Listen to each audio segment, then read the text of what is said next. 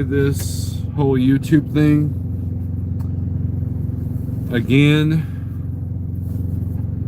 See if anybody comes in here. Man, I forgot to get more coffee. Probably don't need coffee this late at night. It's like 7:30 Central. Let's get some water though. How about some water or tea? Would you guys like anything? Yeah, got tea here. Good old tea. We got a thumbs up. It's showing nobody in here. That's great. You know, the YouTube thing is all messed up. I tried going live earlier and like nobody was coming in. I'm like, I'm boring, but am I that bad? Really? Right? So, we're trying this again. Hey, look, we're live. Turn this down. Yes, we are working. We are working.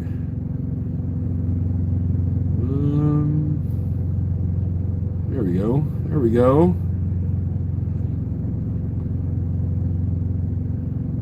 Yeah, Don, what happened was I went live and then nobody was coming in. And I went live again. Nobody was coming in. Yeah, so that's why the videos were removed. They were literally like less than 5 minutes. We're drinking purely unsweetened brewed tea. And you tried coming in, but it just buffered earlier. Yeah, you probably caught it just as I was ending the feed. So, anyways, we're here now. We're live. We got 17 people in here, which is pretty good. You know, that's good enough to say something. But let's do some shout outs.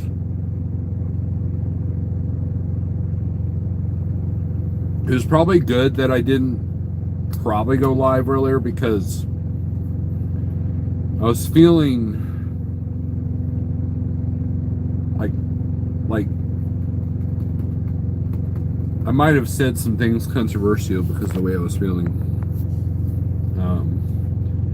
We don't really need to be into all that, right? So we got Don Schonger trucking along with Kiersey, Rick N, I'll take a coffee. There you go, Grafton. Word. TJ Jones, what's up? Little Viking Coach. GNC Family Trucking. Every time I clicked on it, yep, Grafton. I was trying to park in Pennsylvania, LOL. Yeah, that's always fun, right? Stuart McCorkindale, it said you removed videos. Yeah. Overtaxed Minnesota, Clyde Garland. Good evening, Steve. Was Mrs. Claus good to you? Yep. Man, I was seeing crazy rates still. Yes, you're going to see them until mid-January. I was talking to a buddy of mine that's been in this business way longer than I have, and he said that you can't... It's anybody's guess because of the unprecedented conditions that we have, but he still predicts a slowdown, just not as bad as it usually is. E-commerce has really changed the dynamics of what freight is doing. I believe FedEx and UPS said that there were 1.6 million packages behind that didn't get delivered in time. So and then I saw another picture of a guy. His load was one box the size of a laptop in the back of his trailer for Amazon for, I think it was like $800 for 445 miles. You ready for some winter in Missouri tomorrow? I don't think it's going to hit that hard down southeast or southwest Missouri where I'm at. But I'll be home tomorrow because I originally was going to do my DOT physical today. But then my favorite load I like doing popped up and I saw that it was kind of last minute. I'm like, you know what? I bet you I can get really good rate. And sure enough, I put my bid in within 10 minutes. Boom, accepted. So I will be home tonight after I make this delivery. I deliver at 9:30, and Central, and I will probably go in here about an hour. So this live feed's only going to be an hour. So there's that. But I don't think it's supposed to get that bad around here. Now, if you're going up to Iowa or someplace like that, you might be talking a different tune there. But I think we're supposed to get, they use the term low or non-impact wintry mix tomorrow. But Thursday and Friday, or Friday and Saturday, I think it's supposed to get kind of nasty. So we're either going to be far away from here or we'll be at home. It depends on how much I need to do. Just because the truck's paid off doesn't mean I don't have to run. That's a misconception.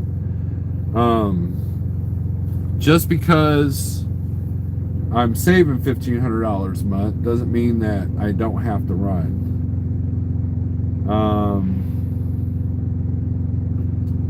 I'm going to run the same, if not more, in the next couple of months, because there are other goals that have to be met financially that I'm trying to get a hold on. Mike Fuller, what's up?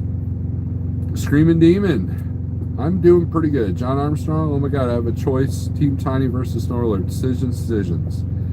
John, whatever you do is up to you. I may or may not keep this up. Just keep that in mind. I have no good information. If you feel like you're learning from Team Tiny, which I've never watched any of his videos, I have nothing against the guy, but if you feel like he can help you out, that's what you want, go for it. If you feel like he can entertain you better than I can, I have no qualms about that.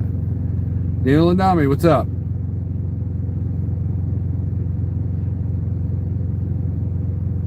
Going to Needles Landing. I bet you meant Neely's Landing. You should be okay. That's the boot heel. You should be good. I stay out depending on my ex-wife and her lawyer's mood.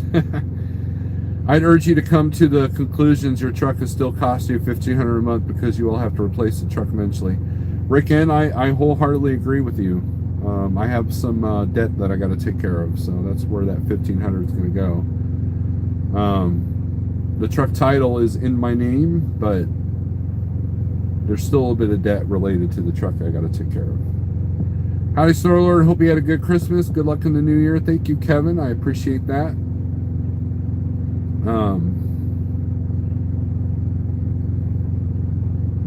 You should be okay, Chucky and Neely's Landing. You'll be all right. Now, I always enjoyed doing those loads to and from Neely's Landing when I was at Schneider. So you should do. The rates are usually pretty good. Usually I got good rates out of Neely's Landing going to like Dallas. That was usually my MO. So I think the storm system's going to head northeast. So you should be all right. Should be all right. No, Rick, and I'm not resting on my laurels. You know, that's the thing. You know, a lot of people say, well, you got to pay it off truck. You know, you're golden. No, it just means the bank can't take my truck away if I can't make the payments. It also means that I can easily sell this thing for 15 grand if I have to. That would take care of all my debts. Not that I have that much in debt, but you know, it's a break-even point at that. So, you know, and this truck could throw a rod tomorrow and be worth 5 grand in scrap metal. Who knows? So far the power steering fix has been pretty good, and one of the things I urge you guys to do, regardless of your truck's age, is when you park at night, or for the day, for the night, for the day, however, always look under your truck, under your engine compartment during your post trip. Make sure that the puddles that are there were from the previous truck, not yours. Because oil can make it look like it's fresh for a long time. Antifreeze can kind of do the same thing. I parked in this spot earlier to get some coffee before I went to Joplin to pick up my load. And I thought, man, I hope I don't have an antifreeze leak. And what happened was the truck had just pulled out, so I pulled into a spot just 2 spaces over, I think, to park here until my delivery time. It's here in Springfield, and made sure that none of those puddles were mine, right? Same thing with wheel seals and all that. So I do it all the time just in case I ever miss a payment to the ex-wife, because you never know, right? Post trip, you called? No, I don't think I called you.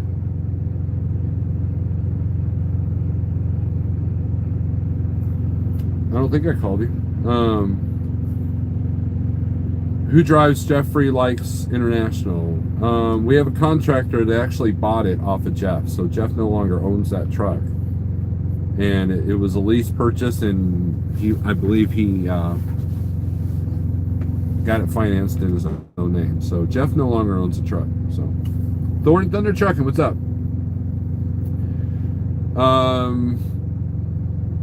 Big Houston, what's up? I'm sorry I missed you.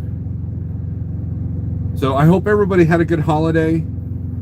Hope you got rested. I did something fun yesterday. I actually went hunting. Can you believe that? Can you believe I was wearing the orange hat and the orange vest, and because I'm inexperienced and a horrible shot, I missed my target. So better luck next time. But it was fun. I'm hooked. And it was a good day spending it with friends, and I got to experience for the first time using tools that I have never used before. That was fun. No, Daniel, I did not kill anything. Killed some time, that's about it. I got close though. We thought that we might have hit one of the deer, and it turns out that I hit the ground right next to them. I took 4 shots, and by then the jig was up. They were out of there, and it was fun though. It was hard for me to be accurate with that because I'd never shot that tool more than several times, and it's alternative season Missouri, so it's not like a full-blown rifle. It was something considered a pistol, I guess, and yeah, but it was a good experience. I'm hooked.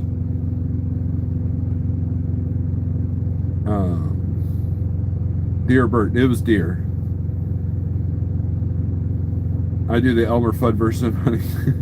Next Gen, what's up?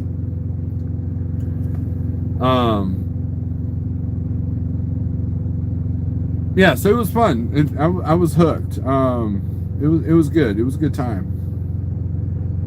And oh, there's that. So I had a good weekend. I took a little bit more time than I wanted to off because of the truck repair, and I probably will be hesitant to go back to that shop simply because of the fact that I had to go back a second time to get it repaired right.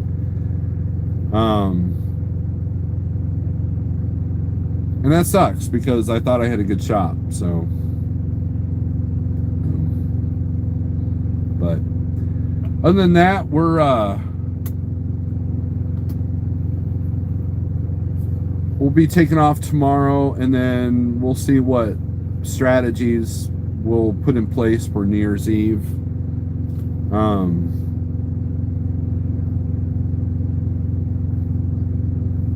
I try to take a longer load over the New Year's holiday, so we're not worried about pickup or delivery times on New Year's Day. But we'll see what happens. I might just pick something that picks up Friday or picks up Thursday, delivers Monday. That's like 500 miles. Be at home under a load. I have to say I've killed many a tree and several dirt mounds. So any of you have any problems with the tree or dirt mound in your area, you give me a call. Yeah, I'm at that level too. I got to hit a steel target for the first time. I've never used a steel target before. That was fun. We went to a range that's outside, and you literally drive up to where you're practicing from. You know, like the bench that you put all your tools on is like literally like you can reach your car door from it, and it's outdoors. It's free.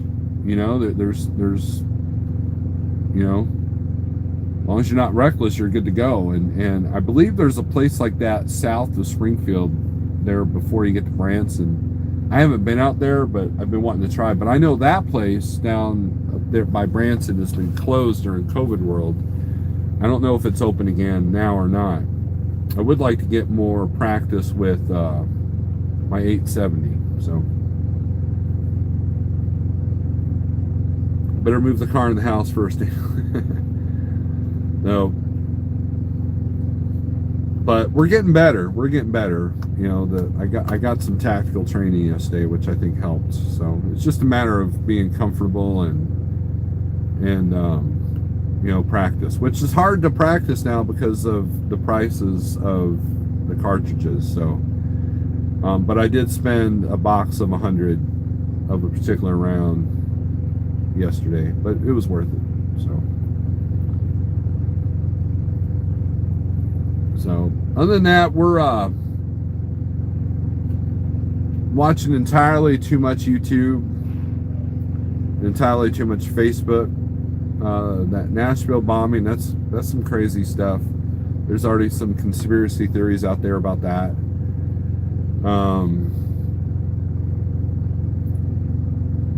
I like this. I didn't see this one coming. The new narrative of the mutated virus. That's kind of interesting to keep an eye on.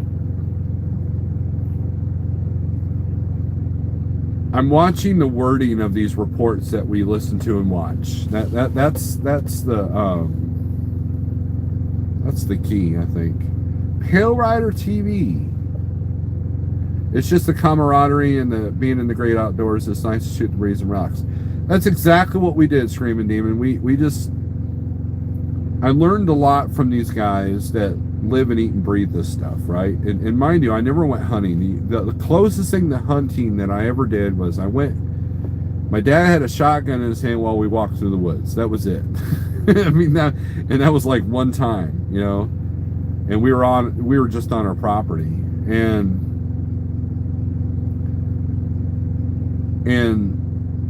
so I have absolutely no hunting gear, no, like nothing.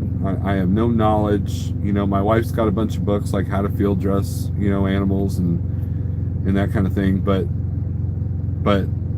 for the most part, I did not grow up in that environment. My dad hunted.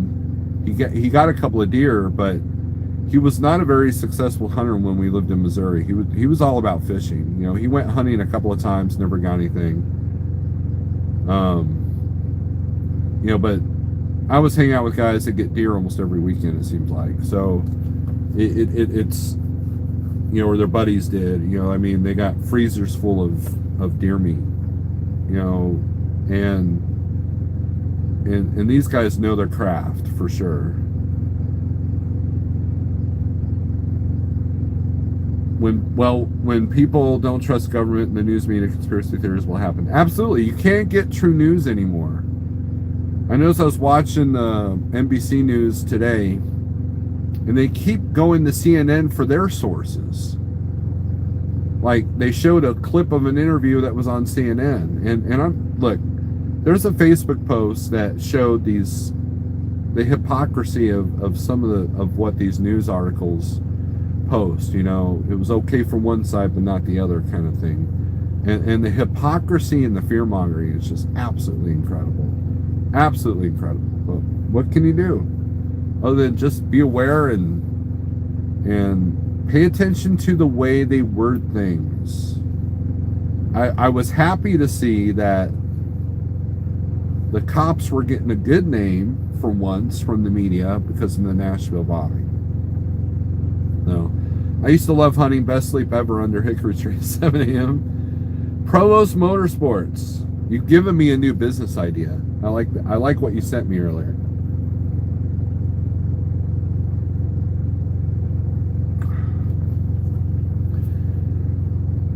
Rick, and look in the media these days. There's so much bias from media that it's aligned with the Republicans and Democrats that there's so much spin that there's no real independent journalism. Absolutely.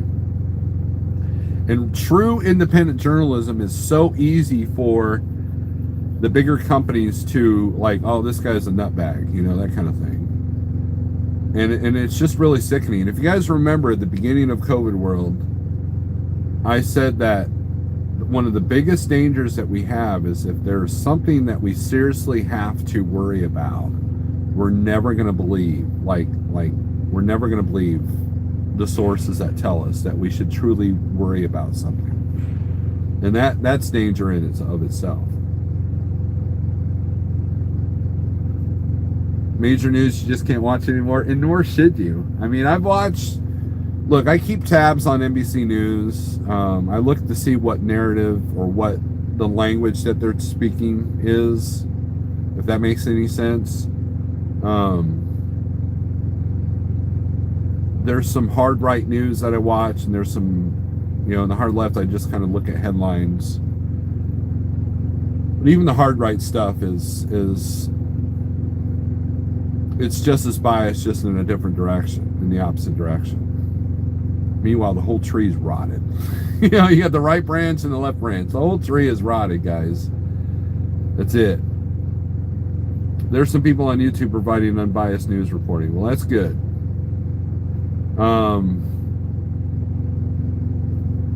YouTube. Look, my wife got me this Craftsman workbench for Christmas. And I had to put it together, and the instructions were just absolutely horrible. So I took the model name of the bench and YouTubed it, and sure enough, there was someone that put it together. And I'm like, sweet. It's like watching somebody do it. And it saved me a bunch of time and a bunch of reading, and because the instructions were partially wrong. I used to build stuff like that all the time, and I can't tell you how many times the instructions were wrong on the hardware or placement or how things should go together, and they don't. And it saved me a lot of time. There are a lot of good uses for YouTube, but I can't tell you how many times I've been watching a trucking channel, several trucking channels, and there's some really bad information that's put out there based off assumptions.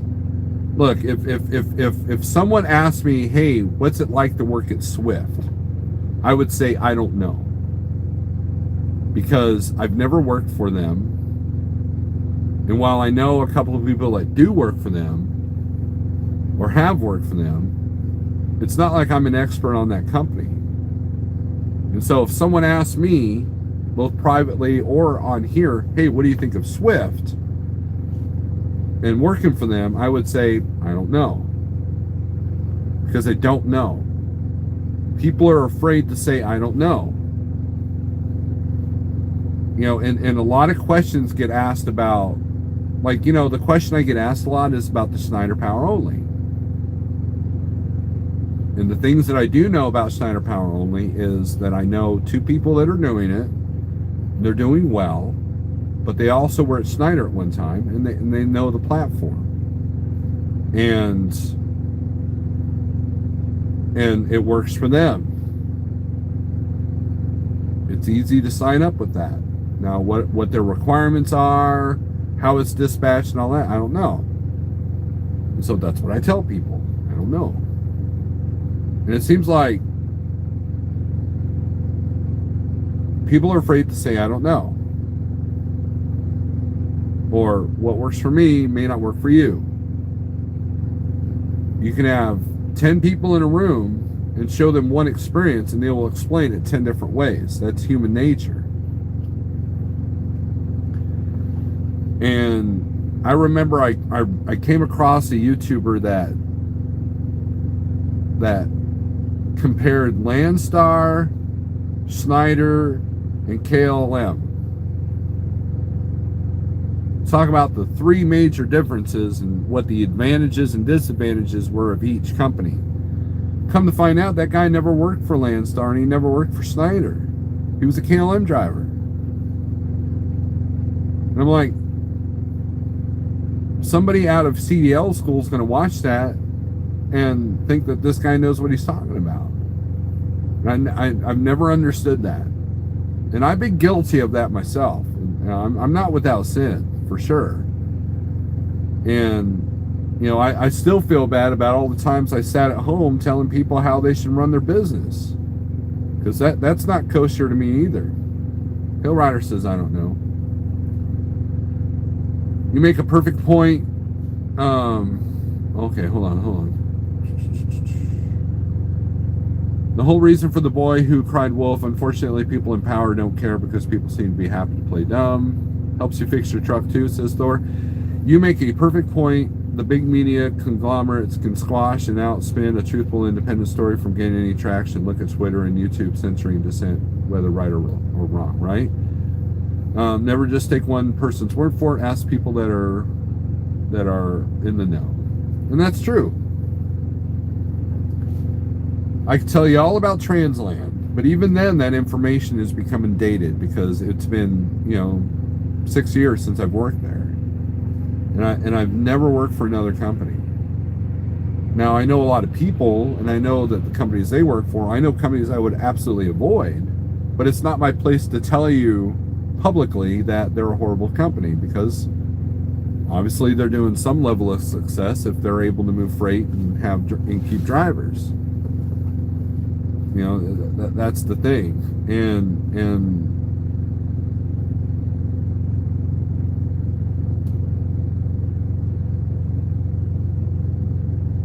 one of the most important things to be successful is to have good human connection. The people that I hung out with yesterday they showed me generosity, and they wouldn't show me that generosity if I was an a-hole, if I was hard to work with or hard to deal with, or I hadn't helped them in the past. And I think that there's a lot of people in my circle that own carriers now. They're bringing on drivers, and I think that the most important thing that they can do is to have good human connection. As Provost always says, bigger isn't better, better is better. And that's it. I mean, you can have 30 drivers you don't talk to and give no support. Yeah, you'll make money, but I think I would rather have 5 drivers that will bend over backwards for you, since you've bent over backwards for them. And let your reputation, let your generosity, let your open mind, human, being able to communicate, let that sell your company. You don't need to pay a recruiting company to do that for you. Word of mouth is better than any YouTube video or any advertisement in those stupid magazines that you can get at the rest areas. And the best jobs aren't advertised. You know what I mean? I don't know anything, here to learn. There you go. That is why I don't want to teach, because I don't know. When I got into the owner-operator game, I talked to several guys who were in the owner-operator game long before me and picked their brains with all kinds of questions. And you probably got all kinds of answers too, right?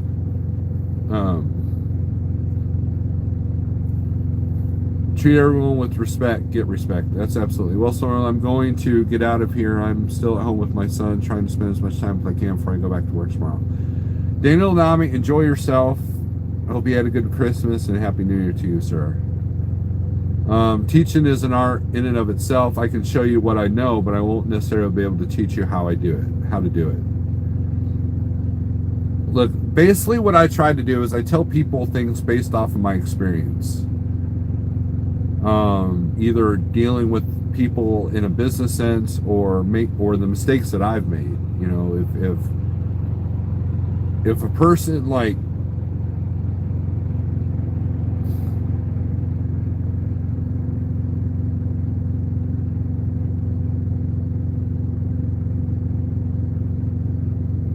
well, how can I put this? If a person goes, hey, Steve, should I do this particular load? I go, well, here's what I've learned from doing those kind of loads, like recycled metal, right? I'll be like, well, I don't do recycled metal, and here's why. Because I learned the hard way that it cuts your tires. These places are usually tight. You've got an increased risk of damage to your truck and trailer. It's hard on your trailer on the inside. And a lot of these metal places don't make it easy to come in and out. So if you don't want that headache, I don't recommend doing that. Not to mention the load could be rejected. I've had several recycled metal loads that were rejected as a company driver. I'm not going to sit there and tell you not to do recycled metal, because someone that's got a 2004 trailer doesn't care about it, might make great money because he doesn't care if his truck gets scratched up. He might have a good tire account and not worry about the tires even. But then someone who's got a brand new big hooded Peterbilt with the custom matching truck and trailer, you don't see them in the metal recycling places, do you? And there's a reason for that. That's experience.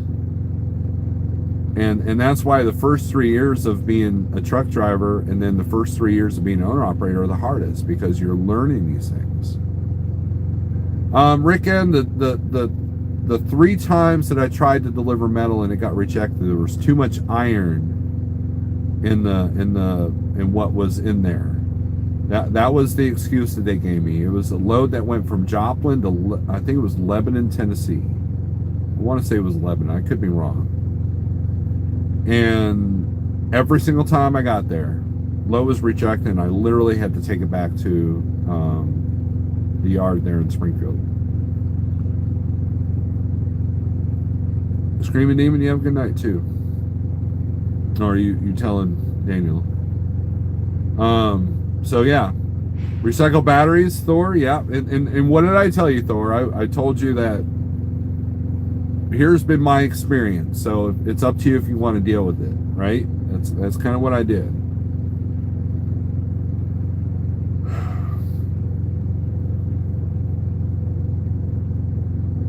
I try really hard to look at myself and not appear to be arrogant, because I definitely don't want to be arrogant. I don't want to ever give you the impression that I know a lot, because when someone thinks that they know everything, they can't learn anymore.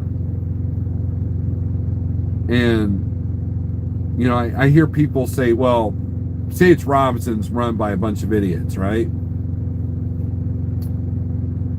C.H. Robinson moves billions of dollars worth of freight a year. I think they've got something right. And so that's a blanket statement that just makes you look like an arse, right? Now, can you deal with people that may not know what they're doing? Absolutely. But that's in any facet. That's in any situation. But the company as a whole probably has a grasp on things. And so to make a statement like they don't know what they're doing, what? Okay. Who pays for the double load? I have no idea, Rick. That was beyond my pay grade, pay scale. All I know is that I took the load back to the Springfield yard, and wasn't my problem anymore. That's the luxury of being a company driver. I found most companies are run by idiots who hire smart people. There you go. If you don't know the answer, hire someone that does know the answer. Do you think that Donald Trump's sitting there doing his own taxes? No. I have no problem hiring somebody else to do my taxes. Why? Because I'm not a tax expert. I don't take the time to learn tax laws. Nor do I trust a do-it-yourself program like TurboTax or whatever. Not in this situation. Now, if I was a W-2 employee working at local McDonald's, then yeah, let's use TurboTax. But not when I have deductions in a business, and actually a secondary business that we have to worry about. So So if you ever stop driving, would you consider becoming a broker? Screaming Demon, I don't know. I mean, I've learned. I talked to Eric from Logistics Podcasts quite a bit, and he's taught me a lot about that side of the wall. I would want a better understanding of the freight world and the logistics aspects before I can answer that. I don't know. I think it's easy for us as drivers to judge brokers that their job is easy, or they don't know what they're doing, or anybody can do it if they got a phone call and a computer, or they got a phone and a computer. But the reality is it's not that easy, and there is more money to invest than you think. You know, a lot of people don't realize that it's hard to survive as a brokerage without a 3PL, and a lot of people aren't willing to put that kind of money into a 3PL to be a part of that service, and therefore it's harder to move freight. You know, it's hard to move freight if you don't have trucks at your disposal. And I think that's kind of, you know, if you look at Landstar, they're basically like C.H. Robinson but with trailers. It's pretty much what they are. And it would just depend. I'm not a great salesperson, so I don't know how well I would do as a broker. Now, could I be an agent for somebody? Maybe. But as far as like being an actual broker, taking that plunge, it's not as easy as it looks. You know, trust me. I know people have done it. I was once told that companies sometimes hire stupid people because they find easier ways to do things. So, okay, I'm a tax expert, quote unquote, and I use TurboTax, but I think you're smart hiring someone with the complexity of your taxes, but you should double check it with TurboTax. Provo says, after 4 interviews with the company years ago, I was told I was overqualified. I think the managers were nervous. Yeah, and that's the thing. If you could be overqualified because they know that you can come in and kick ass and take names, right? So I gotta keep an eye on the time. And so you have this, you're a threat to the people that don't want to work hard or don't want someone to make them look bad, you know, and you know, there's a lot of politics, and that's why I'm an owner operator, because I really don't thrive well in that environment. I've always gotten along with my dispatchers as a company driver, but I've never been the guy that can smooth so much in the office that you know, I get promotions, and you know, usually if I work harder, I just get told I have to work harder because everybody else can slack now. That doesn't sit well with me. I left a good welding job because of that. Because I was tired of that. Hey, wow, you're kind of the only competent person I got, so you get to work double time and not have any rest while the rest of us go take a cigarette break. Yeah, screw you. That was not my thing.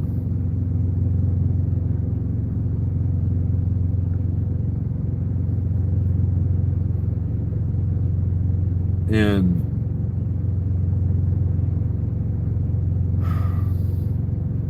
I don't thrive well with that. So I'd rather just be on my own, do my thing. You know, now, mind you that I have a good relationship with Transland still. I run some of their freight for their brokerage, and I've run power only for them. And when bigrigceo and I were both there, he used to call me the golden child because I always got like preferential treatment, but I didn't do anything special. I wasn't like their hardest worker. I was just the guy that was easy to deal with, you know.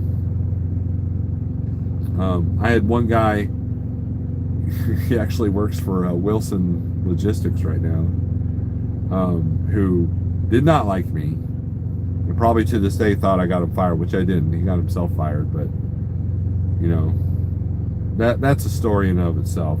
So,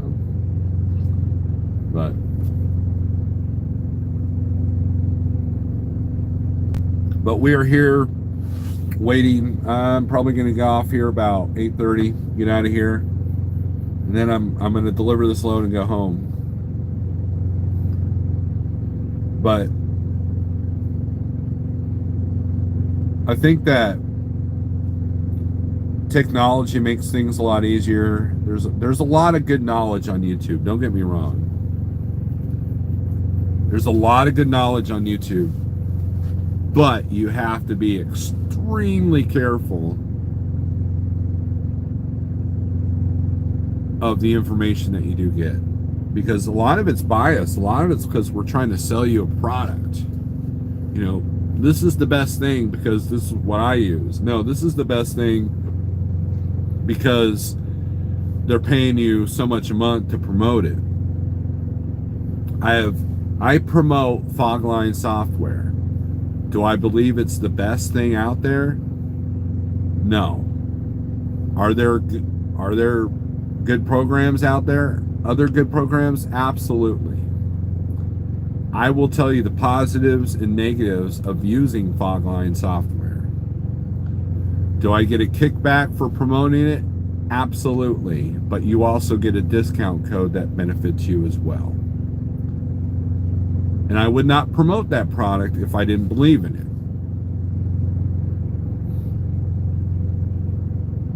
And it's not like life-changing money. I might make $20 once every 6 months.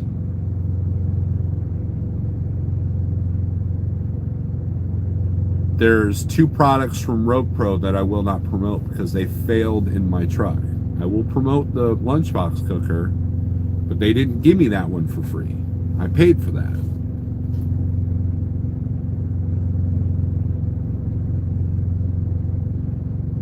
But I will not promote the 2 products that failed on me.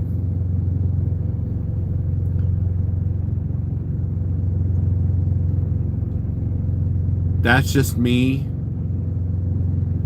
But there are a lot of people out there promoting products that they actually don't use or don't believe in. So just keep that in mind.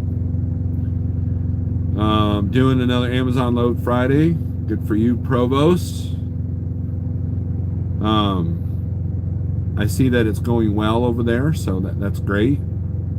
And it's interesting to watch your videos on the Amazon stuff because you can see the progression. At first you weren't impressed, and afterwards it wasn't too bad, and now you're in that level of where things are going gangbusters. So that's good. I hope that your plan is still in place for what you were wanting to do for the future of that. And I hope it works out well. We can call it well. Okay. You're doing okay then. An alternative to driving in ice and snow or driving all the way up to California, maybe. Any day that you don't have to drive in ice and snow or go to California, I think is a good day. So,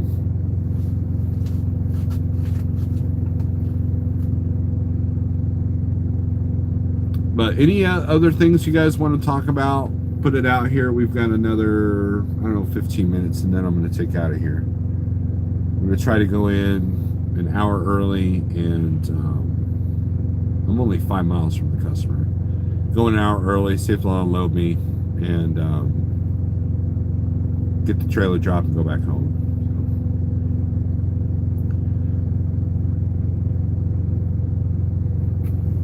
But Screaming Demon, I don't have a plan when I get out of the truck, and that's part of my problem.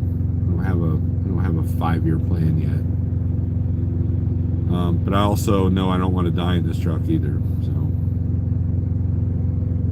we'll see. I don't want to be one of those guys, 65 years old, still driving.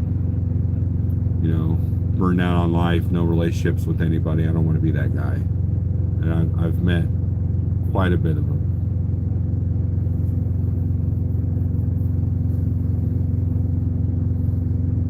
I have too many plans. It's also a problem. Yeah, I hear that too. Look, to me it seems here's the problem I have. You want some honesty? Here it goes, okay? Take my glasses off for this.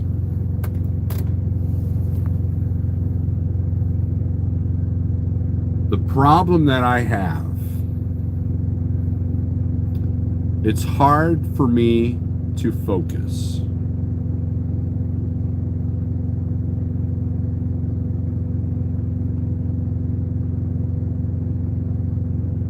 For example, yesterday there was about 8 or 9 deer in front of me.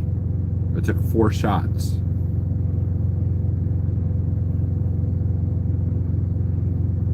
Because of how my eye was positioned on the scope,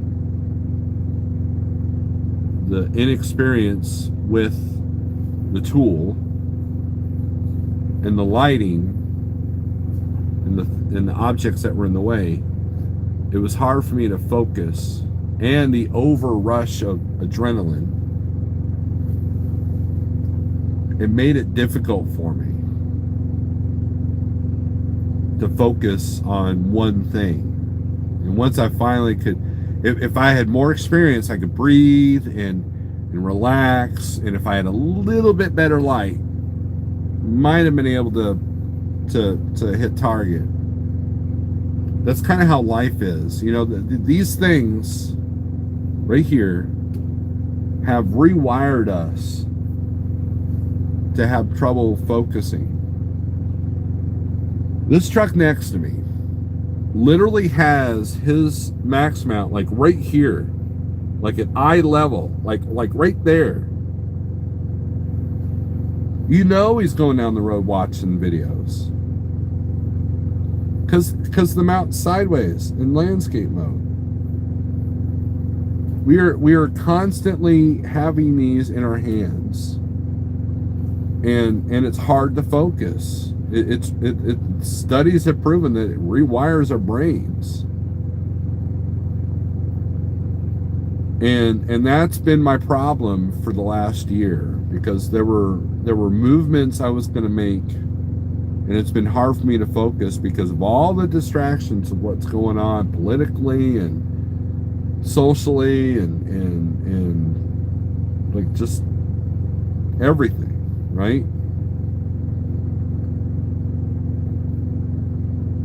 And so I've worked really hard for the last 3 months to finally get my focus into play, to finally get my nerves calmed down, and finally get the confidence and direction that I had at the beginning of this year.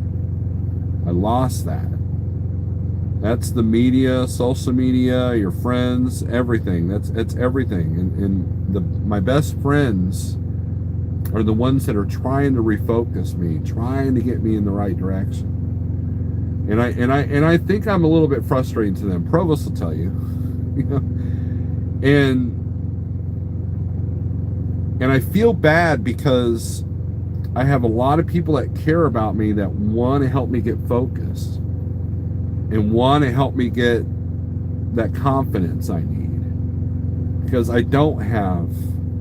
I'm gaining my confidence back, but I will say that paying off the truck has definitely been a good thing mentally.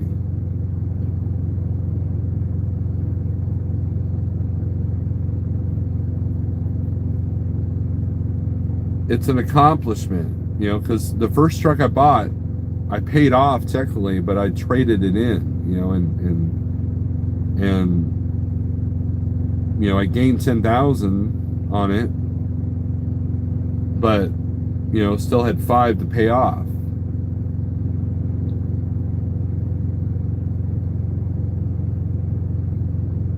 So it was like a banknote, I guess, that paid that truck off, right? I didn't like write the last payment on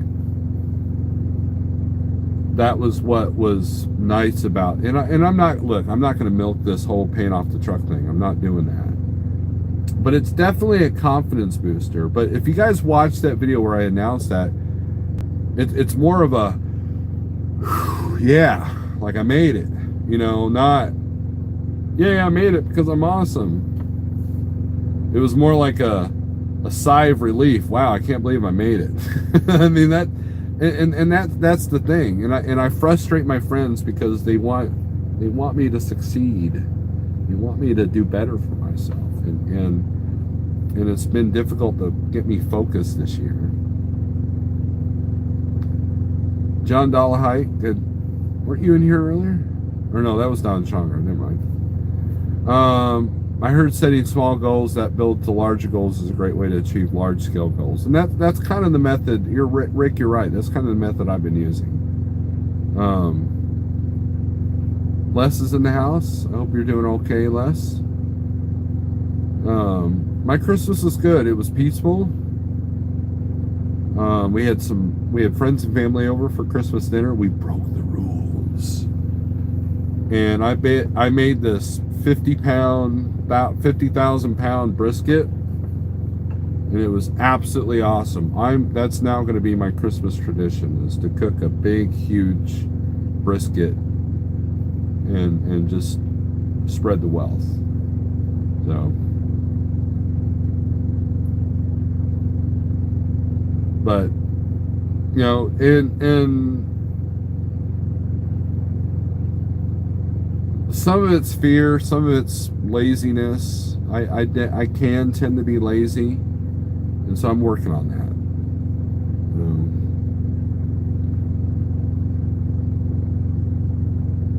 Must have missed the invite.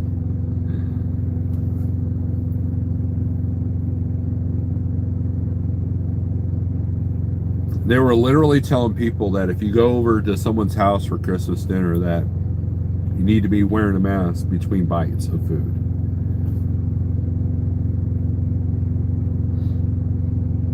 That is the most insane, stupidest thing I think I've ever heard in my entire life.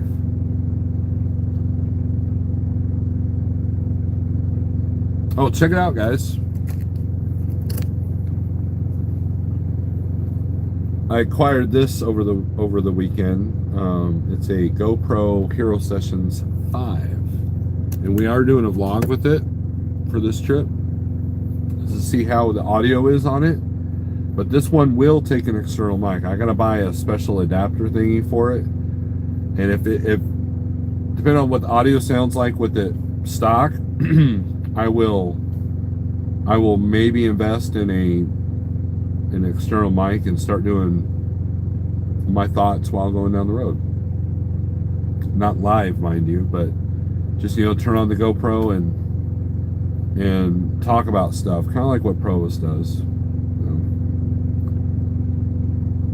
I'm glad you're doing well, John, or Les.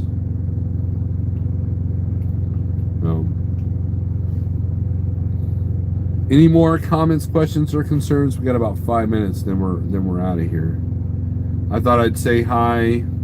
We're dealing with the post-holiday blues. New Year's is coming up, but look, if you guys think that 2021 is the savior of all saviors, you're kind of looking at the wrong thing.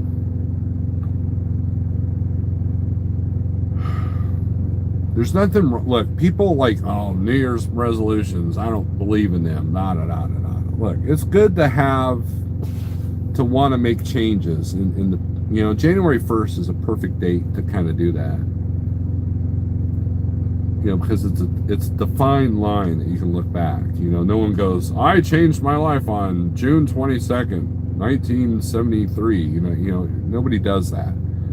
Unless something major, catastrophic happened to them on that day.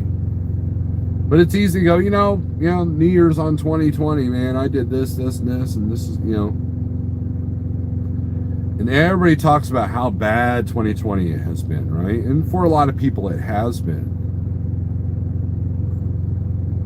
For me, what I do during the holidays, between Christmas and New Year's, I use it for a time to meditate on gratitude. I look at the blessings that have happened. I look at the lessons life has given me, both positive and negative, to really reflect on. That's what I do on New Year's Eve. We have a tradition in our house. What we do is we have a jar, and we take Post-it notes, and throughout the year we put in things that we're grateful for. And on New Year's Eve we read these Post-it notes to kind of, because you get something cool that happened to you in March, you're not going to remember December 31st, right? So And it's a good exercise for the kids. It's a good exercise to kind of like, oh yeah, that was a good day. I remember that. And gratitude jar. And so it's gratitude is one of the most powerful things in the universe. Gratitude. It can really kind of help with anxiety, depression. It can make a bad situation a lot better. Gratitude is the way to go. And that's what I use New Year's for. I don't sit there like, on January 1st, I'm going to make a point to lose weight, No, December 31st, I'm going to look back at the year and look at what I'm grateful for. Well, I changed my life on 2/14/19. I'm sure there's a story there. If you're coming to Tulsa, it's going to be nice. No bad weather in the forecast for the week. Just a little rain, but none of that yucky stuff. Paying off a truck is a great feeling, but higher taxes and maintenance even things out a bit. Yep, and I realize that, Steve. That's the thing. I tried to put that point out in my last, not my guitar live feed, but the live feed after that, or before that, is that just because you got a paid off truck doesn't mean it's easy money. I've got no depreciation left on this truck. I'm losing one of my dependents, so taxes are going to hurt a little bit this year, I think. And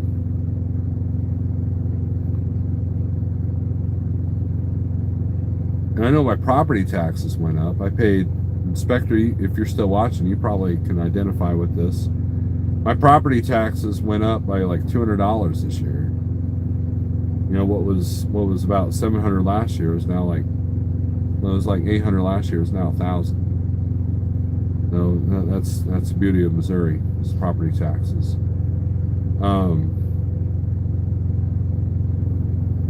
But December 31st is all about gratitude. You changed your life on 6/15/17. I think I know what you guys are talking about. I want to be the guy in the room that paid the most taxes. I mean, that means I was profitable, right? See, Provost is like, that's what I mean. Like, if you're paying more taxes, that means you were more profitable. I believe the truck repairs are going to even things out this year. Gratitude jar is one of the best ideas, I think, Rick. I will. I think it was my brother-in-law or my wife gave me that idea. I think it was the wife, actually.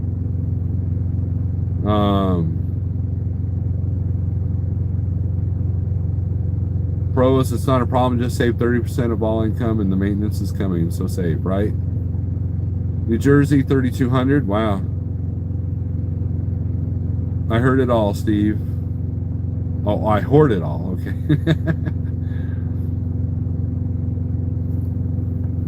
Profit is good. Profit. It's not. Look, if you make a profit, it's not bad, right? You have time to max out retirement and have saving and HSA savings accounts for you and your wife, right? That's how we get in trouble, Steve Watkins.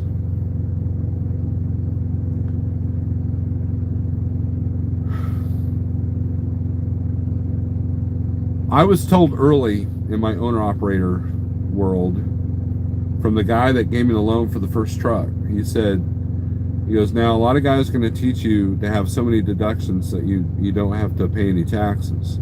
He said, but you need to show some profit if you want to get another loan. He said, just because you pay this truck off doesn't mean you're going to get a loan for another one. And I took that to heart. In the first 2 years, I showed a loss. There was 1 year where I actually got quite a bit back. And there's a lot to that. I've got deductions, my wife's income, all that stuff.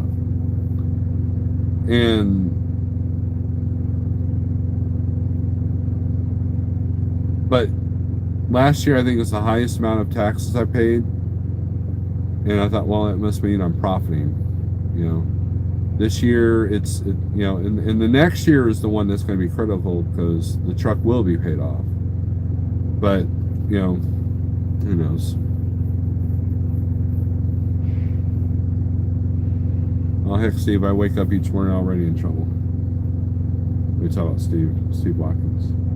So, anyways, guys, this has been a good discussion. I appreciate everybody that come in here. Make sure you hit the thumbs up. Let's get that number up to 27, since there's 27 people in here. Well, 25 if you count the two guys that will always give me a thumbs down. So let's get up to 25 likes and we'll be good. Thank you, guys. Right there. So I want you guys to have a good, safe week this week. I want everybody to be happy and prosperous. Will we be going live before or on New Year's Eve? Maybe. Who knows? Look for a new vlog soon. Just depends on how much free time I got. I might run this entire holiday season. I don't know. Kind of torn because there's stuff that needs to be done around the house. And there's bad weather coming in. And in certain parts of the country. Now, if I take a load Springfield to Georgia, I don't think I have anything to worry about. And yeah, live long and prosper. And well, we'll see what happens. But I appreciate the thumbs up, guys. And let's all look. Stop listening to YouTube experts, including myself. So have a good day.